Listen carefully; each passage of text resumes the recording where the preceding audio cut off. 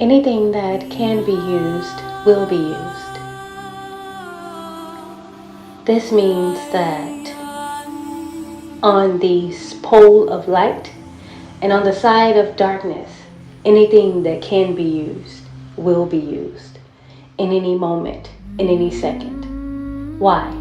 Because things are constantly happening all of the moments, each second, each moment. We are continuously engulfed in energy. Energy is the remaining constant. Never is there a time where energy is not ongoing. Never is there a time where energy is not flowing. Energy is the key essence of life. The earth formed through energy, through magnetism, forming, bringing things together through gravity. So, from the sun. But right now, in this life, we are guided and governed by energy alone. Energy is ongoing, and your transformation or your decline depends on what energy you're continuously going and ongoing with. Because each moment you do have a choice.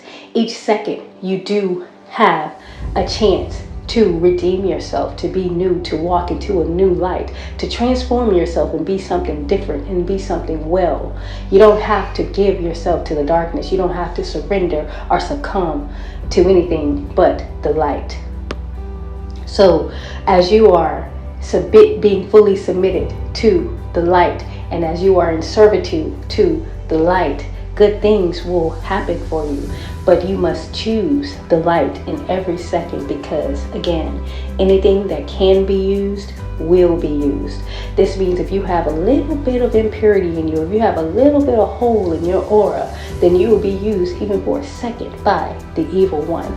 But if you are filled with wholeness, filled with the light, then you will be used by the light when the time comes to be used by the light, because constantly the light is using what it needs to use to bring you upward, and the darkness is using what it needs to use to teach you the lesson which will bring you upward if you learn.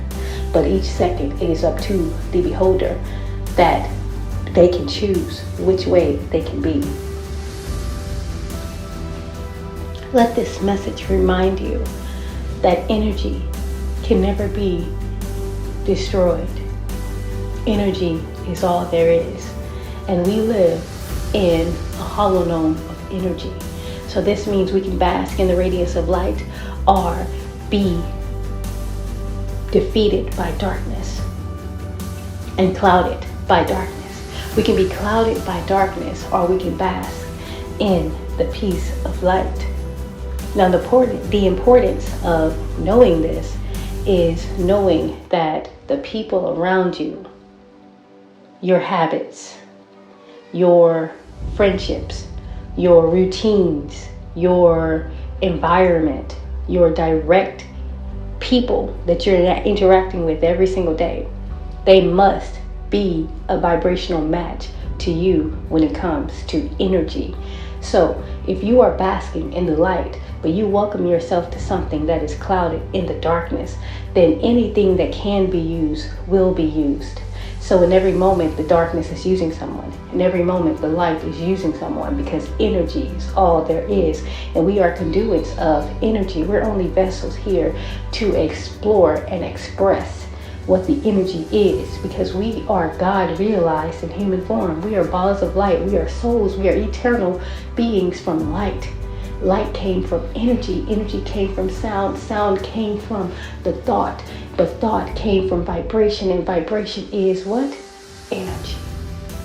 So energy is all there is, and subsequently it does matter who you get around you, who you let around you, who you allow around you. It truly does matter.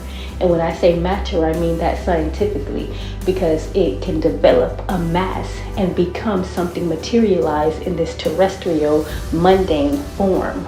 So therefore, it is imperative that you realize that you want to be accompanied by those who does not have a little pinch or little ounce of impurity within them, but you want to bask around those people who will be conduits of light, those people who will be used by the light.